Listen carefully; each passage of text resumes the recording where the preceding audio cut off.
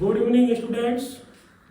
मेरे YouTube channel learn with Jeetu sir पर आप सभी का हार्दिक स्वागत है।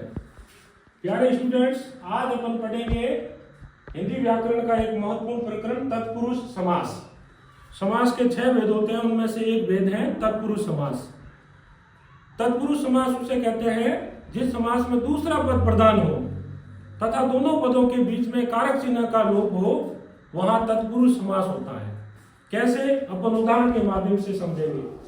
जैसे एक उदाहरण है राजमाता। तो पहला पद है राजा और दूसरा है माता, लेकिन दोनों में जो पद प्रधान है वो है माता, और इसका समास विग्रह होगा राजा की माता। तत्पुरुष समास में दोनों पदों के बीच में कारक चिन्ह का लोप होता है। अब जिस कारक चिन्ह का लोप होता है उसके आधार पर हम इस समास का उपभेद भी कर सकते हैं। जैसे राजमाता में की कारक चिन्ह का लोप हो रहा है, तो की जो कारक चिन्ह है वो संबंध कारक का होता है, इसलिए अपन इसको संबंध तत्पुरुष भी कह सकते हैं। इसी प्रकार से जो अपने दूसरा उदाहरण है गुरु दक्षिणा, इसका समास विग्रह होगा गुरु के लिए दक्षिणा।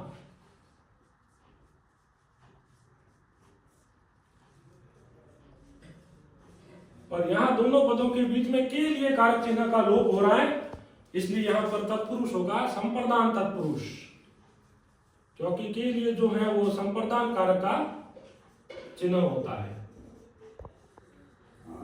अब तीसरा उदाहरण है तुलसीकृत।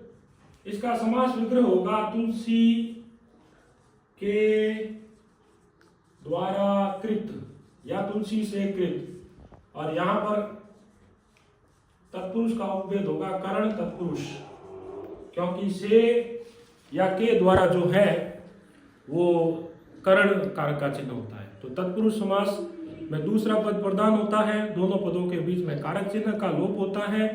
जिस कारक चिन्ह का लोप होता है उसके आधार पर इसका उपभेद भी किया जा सकता है। धन्यवाद।